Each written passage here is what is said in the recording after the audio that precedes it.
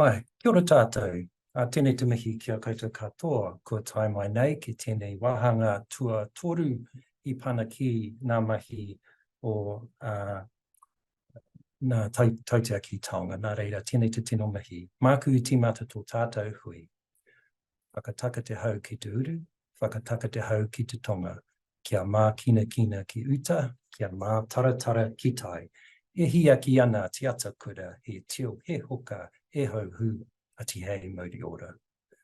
Well, warm greetings to you all who have come in today for this third in our series of webinars about the policy for government management of cultural heritage places. So those of you who have been at previous webinars, you'll know that we finished off last time with the principles of heritage asset management, which was a good overview of the good practices in terms of looking after heritage places, the cycle that goes with that. And we're going to recap on that briefly today as well as part of this presentation. Today, we're looking at managing change because heritage places often need to change to adapt to new uses and also to realise new values in terms of its relationship with community and across much broader outcomes in Aotearoa New Zealand. So we're going to examine those a bit today. Now, just to remind you that we have questions at the end, and I'm also reminding myself to let you know that we're also recording this, and the reason for that is that we make it available to others who couldn't be there, or yourselves who want to have another look at it in the future. We'll also have a copy of the presentation available, so you can look at that as well, so you don't have to scribble things down all at once. So yeah, we're going to start off with understanding heritage places. So Jonathan Howard will give us an overview of that. And next we'll look at the role of asset management systems in managing change. So this is this recap of what we looked at last time and looking at it in the context of managing change. And then Robin Byron, that's with Anna Marie Rossi, will be guiding us through that. And then Robin will take us through guiding change. And so this will be looking at some more of the detail of how we guide this through things like the Ecomoss Charter and good conservation practice. Then Vanessa Tanner will talk to us about managing archaeology through change. And finally, we'll wrap up with a case study, and Stephanie So will give us the example of Turnbull House, just looking at how change has been embodied within that project, looking for a new future for that building. So yeah, we'll make a start. So we'll turn over to you, Jonathan, who is the Senior Project Advisor here at Heritage New Zealand. Oh, just before I start, I must give a shout out to Manatū Taonga, who we are working alongside to present this series of webinars for. So ngā mihi Manatū Taonga. Kia ora. So back to you, Jonathan. I'll let you make a start. Understanding heritage places. Kia ora. Kia ora, Dean. Tēnā koutou, everyone. I'm Jonathan. As Dean said, I'm the Tuakana Kaitohu Whakakaupapa Senior Project Advisor for the organisation. So, all heritage places change. Their survival depends on this. Even monuments and those select heritage places that are managed to preserve a particular historical connection, function, and or story may incrementally change to protect them, for them to stay safe and relevant. For most heritage places, they have to evolve to maintain their current use or change to a new viable use. So this is where Policy 7 is so vital when considering change, because it's not just enough to know that a site has cultural significance. Sensitive change to heritage places relies on knowing what the impacts will be and is informed by a thorough understanding of the place, its history, what and where the cultural heritage values are, who they are of value to, how those values are manifest, the condition of a place, and what risks and opportunities relate to the heritage place are. How do we get this understanding and what are the benefits? Next slide, please. So we're caring for heritage places on behalf of all New Zealanders today and of future generations. This is at the heart of the policy for government management of cultural heritage places. Through early and ongoing engagement with iwi and imi and other communities, we can ensure that our understanding is informed by their histories and stories, what their values are, and how they are manifest in the heritage place. Consistent with Policy 4 and Policy 11, engagement also allows us to establish or strengthen community relationships and assists in effectively and sensitively managing change by consulting or partnering with them to better connect, conserve, manage, respect, and appropriately interpret a heritage place. Next slide, please. As with engaging with communities, we can't do this alone, and consistent with Policy 3, it's critical to bring in the right expertise for the heritage place at the right time and for the right jobs. So Heritage New Zealand Pouhere Taonga, iwi, imi, and the community can help you determine what the fields of expertise you'll need to bring in and what the skills and competencies are required to help you get the advice you need on the heritage place. Bringing in this right expertise provides greater certainty and confidence in our understanding of the heritage place, provides best practices, experience, and lessons learned. Also contextual knowledge. And the other really important thing is it shows respect for the significance of the heritage place. With all of this, you save heritage, time, money, and reputation. Next slide, thank you.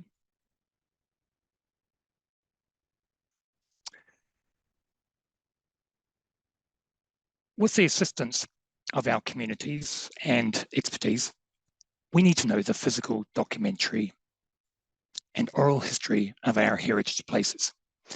Combined, these sources give us a better understanding of the physical and cultural histories, the layers, and where these histories intersect in a heritage place. For example, with this level of understanding, we can identify and attribute significance to physical fabric, features, and other tangible and intangible qualities that relate to the cultural histories and stories of the heritage place. Next slide, thank you. So, a thorough understanding of the physical and cultural history can also provide invaluable information to inform how we manage, conserve, and change a heritage place. So this includes the types and success, or otherwise, of past repairs, treatments, or uses, vulnerability to natural disasters and other hazards, so that if we have to change, that can provide us with the opportunity to eliminate or manage risks and improve resilience of the heritage place. Also, with this kind of knowledge of the physical and cultural history, we also get more information on the traditional skills and the construction techniques used in a place. Information on site contamination as well. But also another sort of interesting area is design precedents from earlier structures, features, and decoration that can be used to help inform change. The other aspect is opportunities for partnerships. Next slide, please.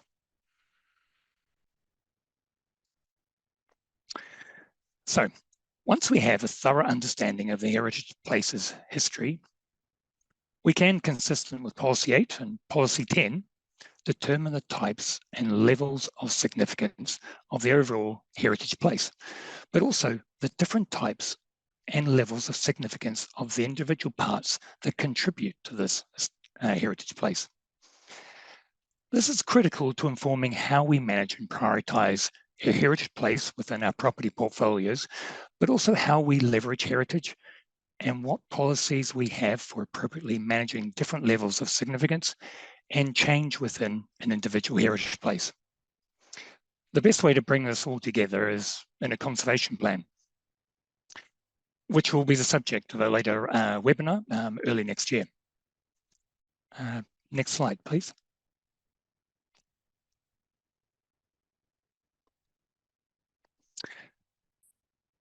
So Policy 10 is critical to the sense of sensitive and effective management of change at a heritage place.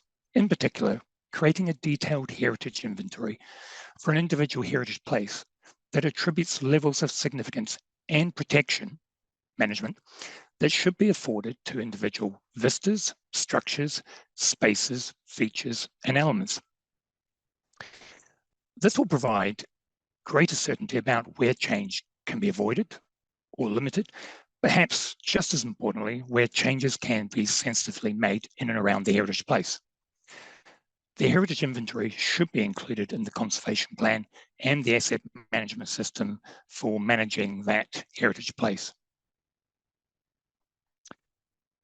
An important thing to remember in managing change of a heritage place is the devil and the divine is in the detail.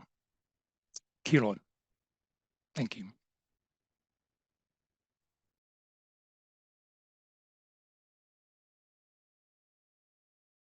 Kia ora.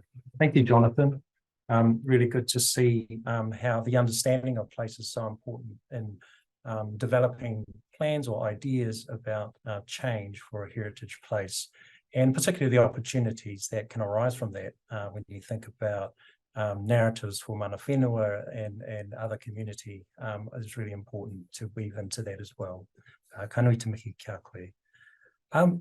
Now we're going to move on to the role of asset management systems in managing change. And this is, like I said before, a bit of a segue from the last webinar, looking at how we manage those heritage assets, but really how that adds value to a process of change. So we've got Anna Maria Rossi to deliver that to us today. She's a manager of projects here at Pouhere Taonga, Heritage New Zealand. Kia ora, Anna Maria. Tēnā koutou, ko Anna Maria Rossi tōku ingoa he kai whakahaere ko papa o i Pouhere Taonga. First slide, please. So a heritage asset management system can assist in planning for long-term conservation of cultural heritage, and this helps developing an inventory, project planning and forecasting, monitoring condition and prompting changes and upgrade when necessary. Next slide, please. So at Heritage New Zealand, we use an analytical asset management system with a hierarchical structure. So components are the building blocks of it, and they have a life cycle based on their condition, which follows a 5-point deterioration curve, as you can see on the slide. So from very good, that is condition grade 1, to very poor, that is condition grade 5. When the condition of the component reach grade 4 and 5, this is when the system prompt the replacement. So this kind of approach works very well for standard components, because in most of the case, components like feature in a building has a function, and they are replaced when they can't perform their function any longer. And this is so work for most of the standard component. Next slide, please. So in our property portfolio, we have a large quantity of components that require this kind of approach, standard approach. And in particular, if we think a heritage building, everything that is work around weather tightness of a building or services require this standard approach. So we can see in this first slide, like for instance, a great example is like exterior painting that is essential to be like done on a regular basis to make sure that the weatherboard and the structure behind the painting is preserved. And next slide, please. Another great example is like, for instance, roofing. In most of the cases, you know, the roofs needs to be replaced on a regular basis for the same reason. So we apply more a standard approach around that is with a deterioration and replacement criteria. Next slide, please. However, a significant proportion of our physical asset have heritage significance, and as such cannot follow the above deterioration replacement principles. our duty of care is to arrest or slow down any deterioration process, and as much as practicable, to avoid replacement. So in this case, our mitigation is almost to avoid change for heritage component. Next slide, please. So to properly support care and management of heritage fabric, here at Heritage New Zealand Pouhere Taonga, we are changing the way we approach asset management. And so we have a project where we want to integrate the heritage component within our standard heritage management system. And so for the heritage component in particular, we have different specifications. So guided by the conservation plan and by the heritage professionals, for each heritage component, we record provenance, the level of degree of significance, that is related to the conservation plan, and then what type of protection or management this type of heritage component will require. And in most of cases, we will try to get, just to monitor the condition of the heritage component. But in some cases, some component will require some sort of preservation, that is, could be stabilization or repair, or in other more extreme cases, we will need to replace those components. And so this is what we are trying to do, is like making sure that the system have those type of information and can guide our action on how we manage heritage component feature based on best conservation best practice. Thank you. It's at the beginning of a process, but we are getting there. Thanks. Kia ora, Ana Maria. Thank you for that.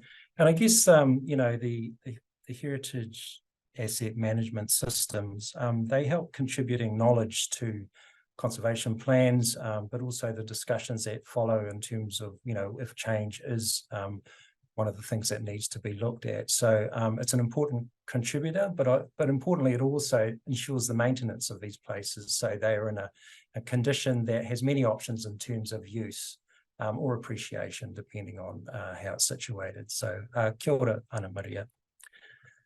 Which leads us on nicely to what Robin Byron's going to talk to us about, our senior conservation architect based up in Auckland, and that's about guiding change. So I'd hand it over to Robin. Kia ora, Robin. Kia ora. Kia ora, there you are. Ko Robin Byron, toko ingoa. I'm the senior conservation architect with Heritage New Zealand Pouhere Taonga. I wanted to start just by pointing out that many heritage properties that are owned by the Crown are places that are prominent in the communities in which they're located and have meaning for people, be it the local school attended or the post shop around the corner, and so on. As stewards of heritage places, there's a responsibility to ensure that they continue to have an ongoing purposeful life and value.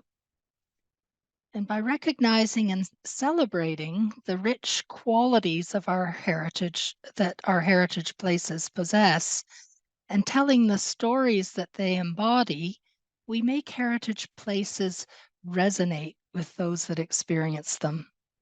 They become touchstones that connect our current lives to the past. They confer a sense of place and of identity. This is their natural advantage, and we should not see them as a burden. Every effort should be made to fully explore how viable uses can be maintained through their adaptation if necessary. Next, please. In my role, I often encounter the perception that with heritage places, there's little scope for change. But like any other building, heritage buildings need to respond to a wide variety of pressures for adaptation and change so that they are safe, they're functional, livable, relevant, and most importantly, appreciated. The long-term sustainability of heritage places is best secured by being fit for purpose and having an ongoing use. As in order to thrive, they depend on the regular care and maintenance that generally ensues. It's difficult to rationalize funding places that stand empty and unused. Next, please. Many factors impact on the need to adapt places. We need to counteract the natural processes of decay, so we need to continue to maintain and repair them. In the hopefully long life of heritage places, even a slate roof, which may have a life of over 100 years, will likely eventually need renewing. There's often a need to modify, modernize, or undergo a change of use with places.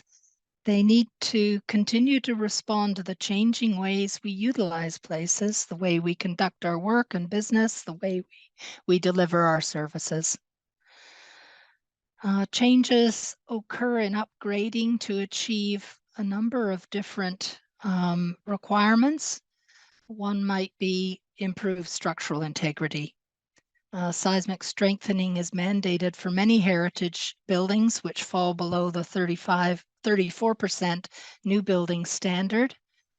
And while meeting a 34% threshold may protect life, which is of course crucial, it's best to aim as high as possible a threshold to also help ensure the survival of significant heritage places as well. We need to meet standards of comfort and livability. Places need to be weatherproof and warm, and also to achieve a reasonable level of energy efficiency to limit their energy consumption. There are modern standards of safety and building codes to be met. So we're often looking at things like safe handrail heights or ensuring compliant fire egress routes and so on. And we need to provide for accessibility so that we aim to be inclusive. And this is often involves building accessibility ramps, providing accessible toilets, and that sort of thing. We also need to think responsibly about the regeneration of places rather than building new, to become better at being sustainable and to combat climate change. And we also need to respond to cultural and social shifts. As our societies change, our communities change, our environments also need to respond. Next, please. And as Jonathan has already pointed out, in contemplating change, we need to start with an understanding of the significance of a place in the first instance. Identification and assessment of values associated with a place and the formation of policies as to how change may be implemented are essential, ideally in the form of a conservation plan. It's important to the guidance of the conservation of places and change, important to the guidance of conservation of places and change is the Ikamas Aotearoa New Zealand Charter. It is the document that sets out general principles which guide heritage practice in New Zealand.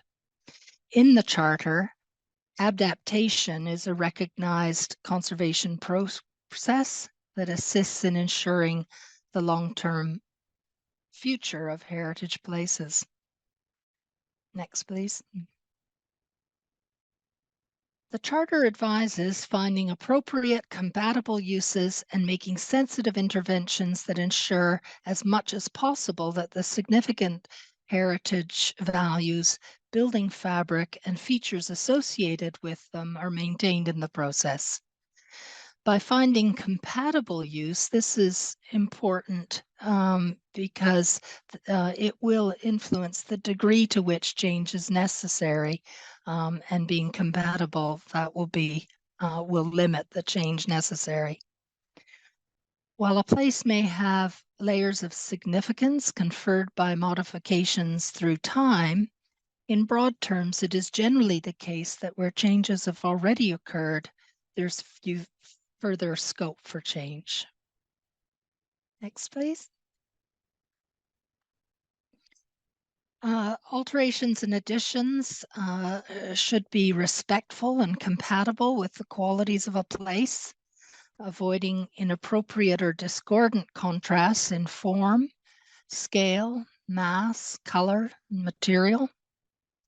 And adaptation should not dominate or substantially obscure original and significant building fabric or features. It's also essential to recognize that heritage places are often intrinsically connected to their sites and often to a wider context.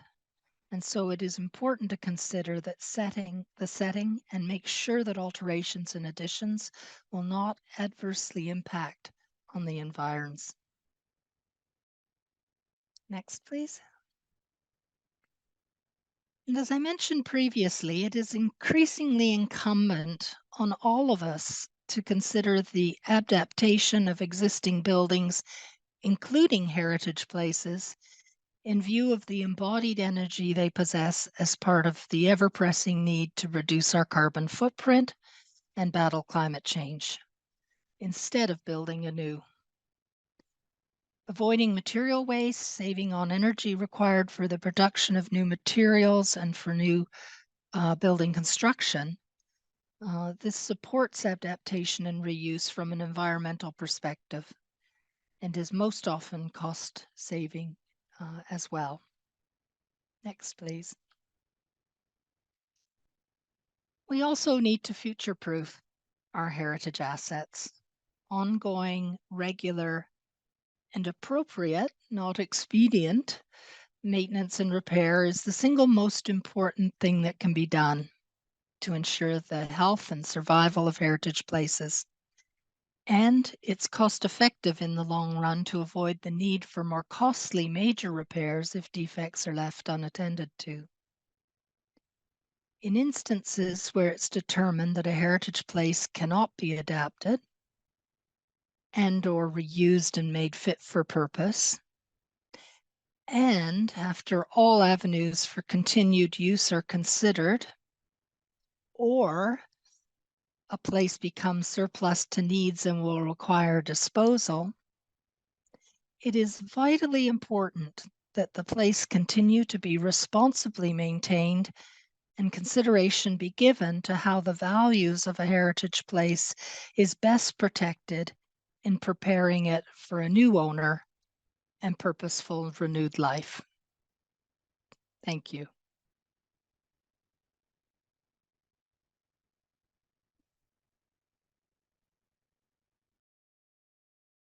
Sorry.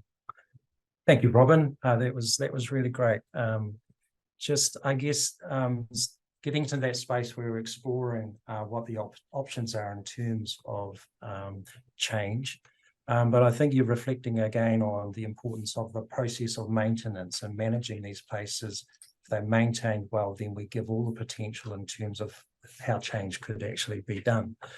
And also the bringing back again the values, the heritage values that Jonathan talked about. Those three things together create this whole picture that then we can work with good stewards of heritage to enable possible directions in terms of change. So thank you, Robin, for that. We're now going to look at archaeology with Vanessa Tanner, who is our Manager Archaeology at Heritage New Zealand. Kia ora, Vanessa. I'm just checking we can see you. Kia ora, Dean. You can see me? Kia ora koutou. Ko Vanessa Tanner tōku ingoa. I'm the Manager of Archaeology at Heritage New Zealand, Pouhere Taonga. And today I'm going to speak to you briefly about managing archaeology while managing change. Under the Heritage New Zealand Pouhere Taonga Act, an archaeological site must be evidence of human activity where that activity occurred before 1900. It can be a place, building, a structure, or a wreck, and be able through archaeological methods to provide evidence relating to the history of New Zealand. Archaeological sites have cultural values to kaitiaki Māori, as these sites provide tangible evidence of ngā tūpuna.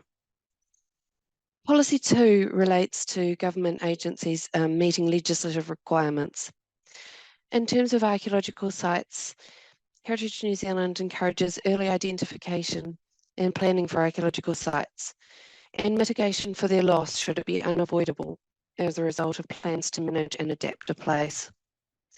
I would advise that it is not appropriate to work under an accidental discovery protocol where there is a risk that archaeological evidence may be present, and that it's not simply a matter of checking the New Zealand Archaeological Association's ArcSite or information held on district plan maps and inventories. An archaeologist needs to confirm this for you. Policy 13 is about taking into account all relevant values, cultural knowledge, and disciplines when planning change or development. Government agencies will take care to protect the setting of cultural heritage places from inappropriate development. Where avoidance is not possible, government agencies will mitigate to the greatest extent possible adverse effects on cultural heritage. Where archaeological sites cannot be avoided and modification or destruction is required, you are required to obtain an archaeological authority from Heritage New Zealand Pouhere Taonga. This is a legal requirement. Where preservation of archaeological information in situ is not possible, Heritage New Zealand regulates the recovery of that information and its preservation by record. That record is then made available publicly via our website. Next slide, please.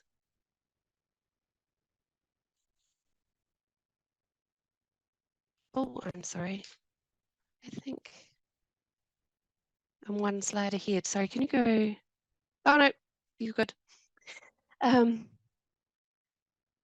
objective of the policy is to ensure that cultural heritage is conserved and where appropriate used for the benefit of all New Zealanders.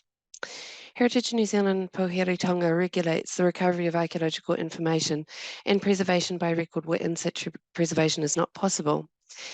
Heritage New Zealand does this through the Archaeological Authority process.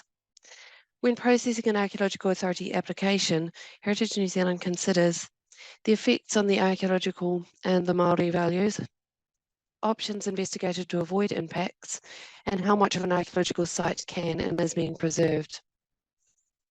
Heritage New Zealand also looks at options that minimise and offset the effects on those values. In terms of mitigating effects on archaeological sites, information recovery through archaeological investigation, recording and reporting is considered. Now, next slide, please.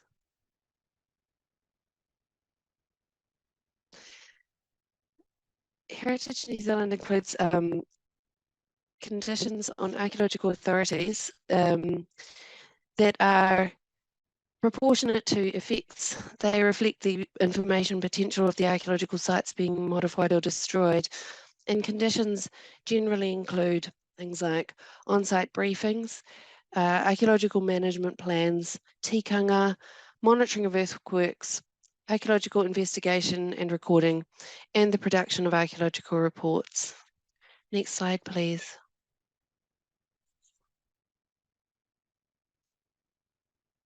So following on from the previous webinar where I talked about managing archaeological information and inventories, my advice is to know where your archaeological sites are, undertake consultation early, and allow time to obtain archaeological authorities.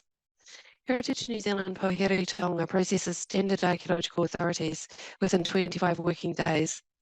Upon the grant of an archaeological authority, there is a further 15-day appeal period in which works cannot begin. Depending on the nature and significance of the information contained within your archaeological site and the conditions of your archaeological authority, they will require archaeological monitoring, recording, investigation, and reporting to be carried out. This work can take time, so will need to be planned for in the work schedule.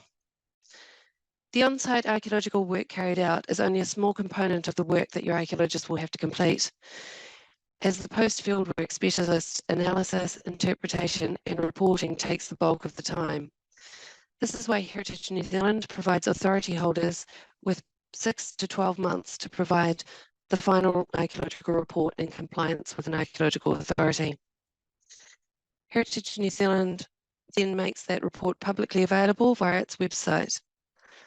The information contained within archaeological reports presents opportunities for government agencies in terms of knowledge, interpretation, and experience of their properties. A principle of the policy says that government agencies will lead by example by setting the standard for the management of cultural heritage assets and values to the rest of the community. Archaeological information gained from the systematic investigation and recording of sites under archaeological authorities can contribute a great deal of knowledge and understanding of a place that you might manage. This information can be used to educate and enhance people's connection with place and presents a great opportunity to do so where they are publicly accessible or in government ownership. That's all I've got today. Thank you.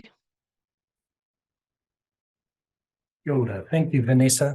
I think that that point you ended on was really, you know, in terms of the archaeological process, it's important that everyone knows how that works and being able to comply with that.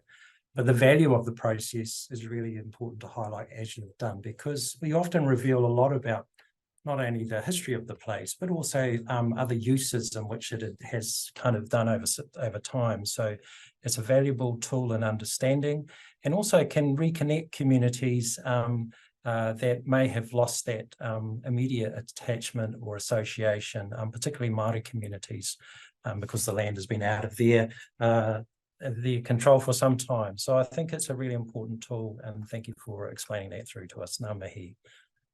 Well, we're now at our last presentation, and this is great because we're able to look at an example. And so I'll introduce Stephanie So, who will talk us through the work that's being done on Turnbull House here in Wellington. Stephanie is the program coordinator for the project. Ka nui te mihi ka koe, Steph. I'm just seeing if you are there. Yes. There you are. Kia ora. Kia ora, Dean. Yep, I'm Steph, Kai Whakarite Hotaka for program coordinator, working almost exclusively on Turnbull House, to tell you a little bit about now. Some of you may know it from previous sites, but it's probably been a while. It's in Wellington, across the street from the Beehive. Very brief history of the building, and I'll get to the history of the Whenua shortly. It was built in 1916 for Alexander Turnbull, who's a wealthy merchant and noted book collector. He lived in the house for about 2 years before his untimely death, so you probably know it better as the first home of the Alexander Turnbull Library, which was started from Alexander bequeathing his collection to the nation. The library was in residence from 1920 to mid-1970s. Then it turned into a community center of sorts run by a citizens group, then eventually the Department of Conservation. And then finally it was closed in 2012 due to its earthquake-prone nature, and Heritage New Zealand Pouhere Taonga took over as the caretakers in 2017. You can see the main objectives of the work that's planned on the screen, and I'll just call out a few. Overall, the plan is to get the building safely open for visitors again, and then to ensure its long-term future. That'll be through seismic strengthening, primarily base isolation, which was identified as the longest seismic strengthening option and best strengthening outcome for the building. Accessibility improvements to open those parts of the house that have previously, some parts of the house that have previously been inaccessible for those needing step-free access. And as Robin's mentioned, we'll be improving building resilience to deal with climate change through items like improving the guttering system to account for an increase in rainfall. And then one thread that's sort of underpinning all of the work going on is the need for Mana Whenua consultation, almost particularly for a project of this size and at such a prominent location, but really across any of our properties, it's important. We've started that process through the Archaeological Authority, which I'll touch on in a minute, and the resource consent, and we're looking forward to deepening those connections for the visitor experience and landscape design. Next slide, please. So this is the first of two things I wanted to touch on in a bit more depth. That's helping us to manage the project in accordance with many of the principles just covered. This is a few pages from the Turnbull House Conservation Plan, which was written quite obviously specifically for Turnbull House. It's a many-page document that's dedicated to the heritage significance and values of Turnbull through its century, 107 years of existence so far. So importantly, in the middle, you can see the plan starts very early on with the history of the whenua, because to understand the building, you have to understand the land that it's sitting on. So I'm referring specifically to the Tūtainui stream that used to run through this site, which used to actually be on the foreshore between Pipitiapa and Kumatoto Kainga before reclamation and the 1850s uplift. So I don't believe there's been a great deal of detail around what's happened to the Tūtainui stream since the 1850s uplift, but even since then, we know that it's there and we know it's impacting on the building and the site because we've seen the back of the building settle where the stream bed should be.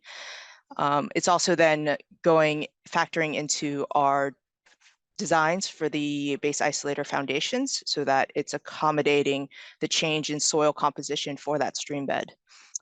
And then the document then goes on to address Alexander Turnbull, what he built the house for, the decades of use and modifications that have been done to the house in the interim since his death. You can see on the last photo on the right that there are different heritage values assigned to different areas of the building, depending on the history of the building or the history of that area of the building. So all of that knowledge of the land and the building comes together to help us manage this project and actually design and build for the future. Because without understanding those previous lives and history, there's no way we could devise a long-term solution that's actually appropriate and fit for purpose in this circumstance. Next slide, please. And then yeah, thank you. Bring it back to what Vanessa has just gone through with the archaeological authority process. Wanted to touch on a bit of good practice that I'm patting myself on the back for. No one else is, I'm sure. This project had a long runway. So back in 2017 is when they first started planning geotech investigations for the base isolators. After Mana Whenua consultation, the Archaeological Authority was applied for and approved in January 2018. And they went on to complete the first soil investigations. And there was then an initial 20-day report and a final report of no findings. Fast forward to 2023. Next photo, please. You can see the project has progressed to needing further investigations per the more advanced structural designs for the base isolators. That's sort of an indicative depth of how far they'll be excavating. The 2018 authority would have expired after 5 years. So just this last January 2023. So we applied for a new one earlier this year, again, after Mana Whenua consultation. And knowing that expiration date well in advance to help us plan for the new application in the design program. The investigations are ticking along and the project archaeologist is available for monitoring as required and needed. And otherwise the design and eventual construction will continue to follow along. So that's all I had. Thank you. Well, Steve, thank you for that. And I think it's a really good example about also how in the context of the parliamentary precinct, it also adds to that story. In terms of the archaeology and the processes that are happening there in terms of the building itself as well. So many layers to these things. It's a great example of looking to a new use for the future. It's no longer for the collection of Turnbull, of course, which now resides in the Alexander Turnbull Library, which is in the National Library. But there's an important legacy and connection there as well. So, kanui te mihi ka koe, Steph, for the example that you've given us today. Now, we've got to the bit, I know you should have all your questions ready because we've got everyone here to help answer them, hopefully. So now, I believe we put the questions in the chat. Hopefully that's presented itself to you on your screens. So yeah, are there any questions off the bat so far? Oh, I'm sure they're just busy typing them out as we speak. Yeah, and I mean, just reflecting on what we've talked about today, it's about understanding the value of heritage, kind of segue, kind of splicing that back into that kōrero about asset management, heritage asset management, and how that helps us deepen our understanding, but particularly the day-to-day needs of a building over time. That's invaluable knowledge that contributes to that. And of course, then guiding the approach to change through conservation plans as being that kind of rock in the middle that helps us understand the value of place, but also guiding that change process through the policies that are within those plans. Archaeology being the process that we need to look at from a regulatory side of things, but importantly, how it contributes to the story of place and also associations of community of place as well. And finally, that example of Turnbull to give you that sort of understanding of how it works out in practice. I'm sure out there you've got many examples yourselves as an experience, or you're thinking about or planning or in the middle of. So it'd be great to hear any questions you might have. And here we've got one. Here we go. Okay, here's a question, probably for you, Steph. What is the Turnbull House used for now? Is it public? Question mark. Yeah. Kia ora, Caroline. Yes, good question. Sorry, I didn't touch on that. The intended use it will be partially open for public visitation, and there will be possibly some private offices, as well as hireable meeting rooms. And then to sort of bring it all the way back around to where Anna Maria started, we'll be logging everything into the asset management system so that it'll carry on to be open to the public and well maintained into the future. Thank you, Steve. Okay, I got this other question. By the way, people might be struggling with the chat, use Q&A instead. So there's some good advice there. So use Q&A instead. Hopefully that's helping. Here's one. Any other questions? We'll give them a moment. Now it's a bit different on webinars because usually in a face-to-face forum, we could just put our hand up and talk away. But it'd be great just to hear even some examples that might help others in terms of their journey.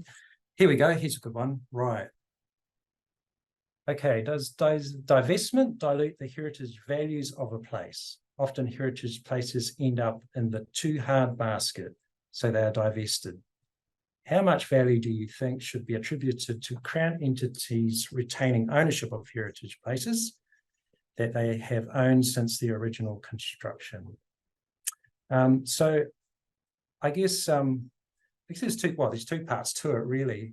But often about places ending up in the too hard basket. I don't know whether Robin or Jonathan want to talk about that, because I think it's sometimes to do with the deferred maintenance actually pushes the question much further out because there's so much more to do before getting back to a building that's in a fit state to think about change on. So, Robin, you maybe got some. Yes, I'm very happy to have a few thoughts on that. It is, of course, having a building continue in its original use is often part of its heritage value. So, it's wonderful when we can see buildings that were built as a school, let's say, continue to operate as a school, and we're tolerant, and the ICOMOS Charter is tolerant of being able to affect change in order to continue that original use, and maybe more tolerant than if you've got a change of use, because that is part of its original use, is an ongoing part of its value.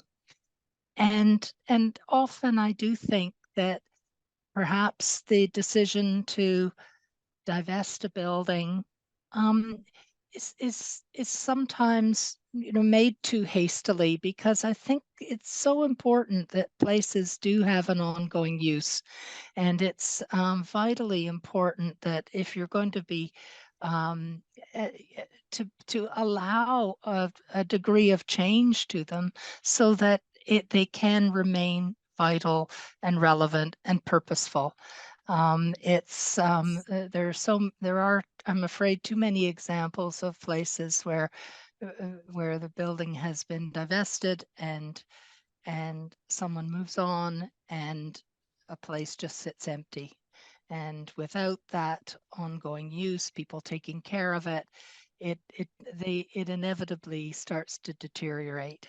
And then it becomes an even harder job to imagine how you can bring it back to and regenerate it to have a new life. So I do think we have to be very tolerant of change occurring and being able to enable that change.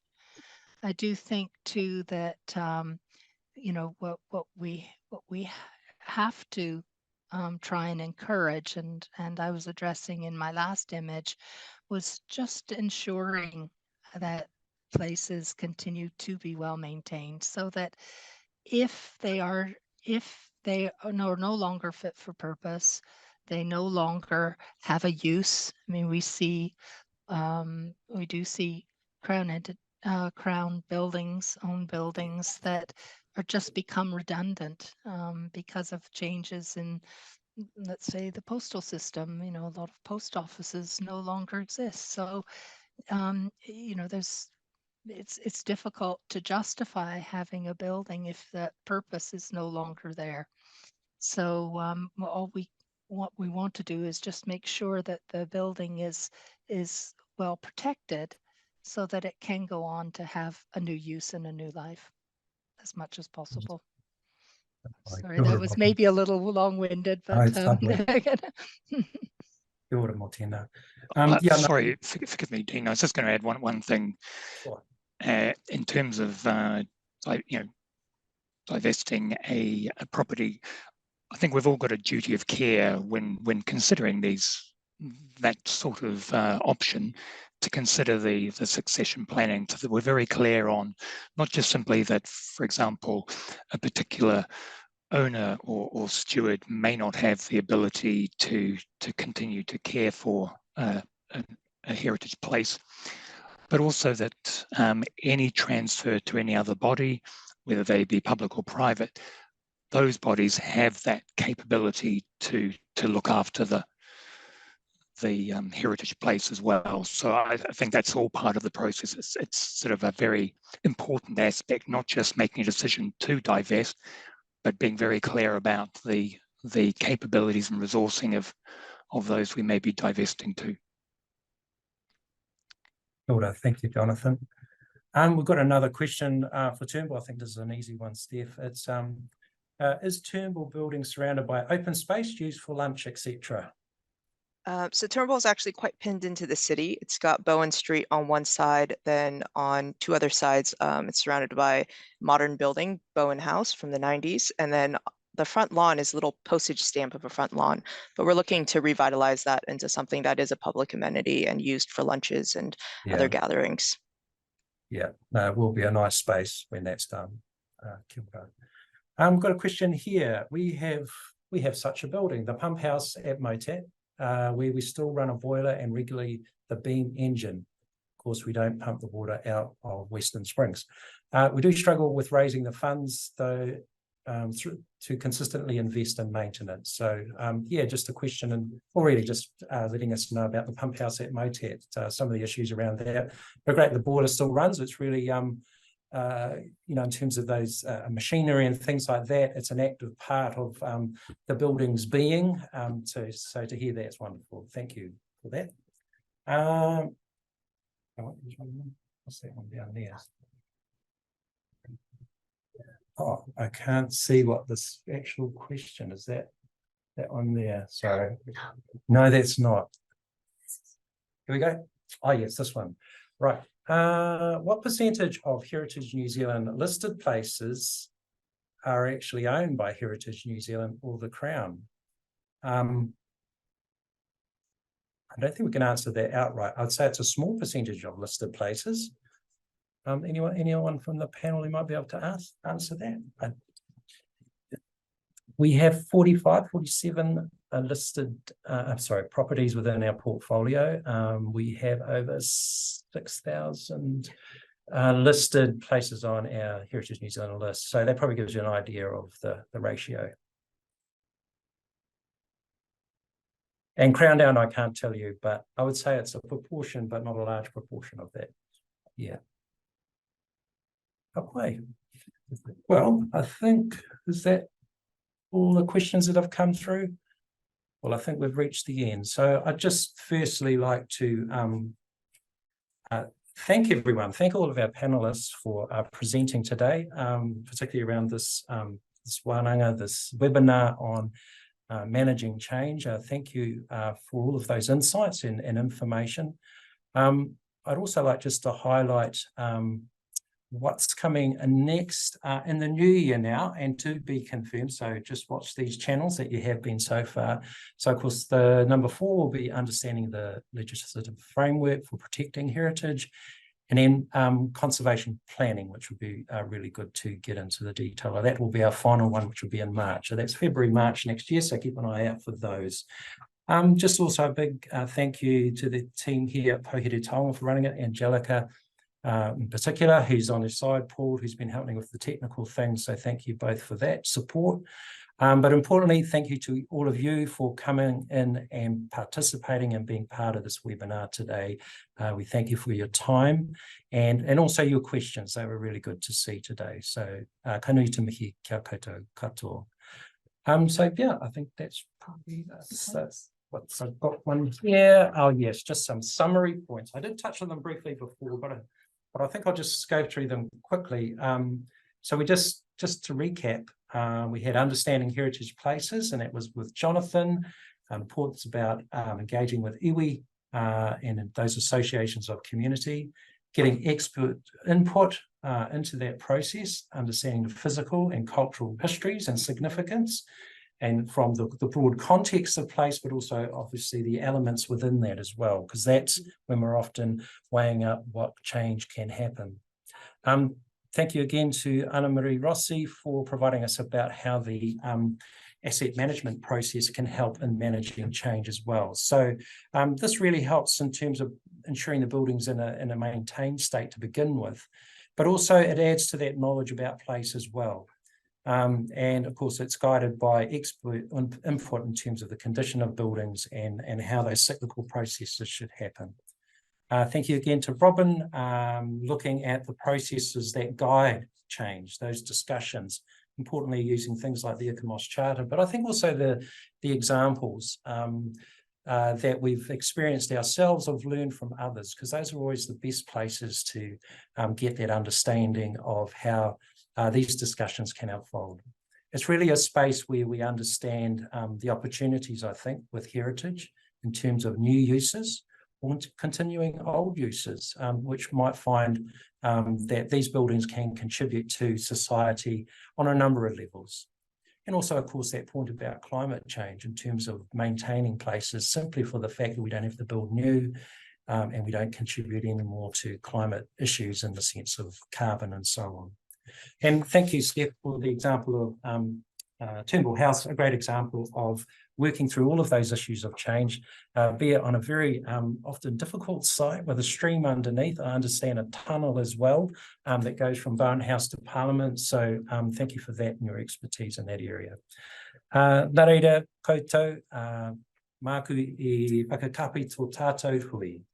I'll finish off with our karakia to draw us to a close. Unuhia, unuhia, unuhia ki te uru tapanui, kia wātia, kia mama, te nākau, te tinana, te wairua I te ara takatū. Ko ia rā e rongo whakairi ake ki runga kia tīnā. Haumu e hui e tai e. Kia ora tātou, ngā mihi.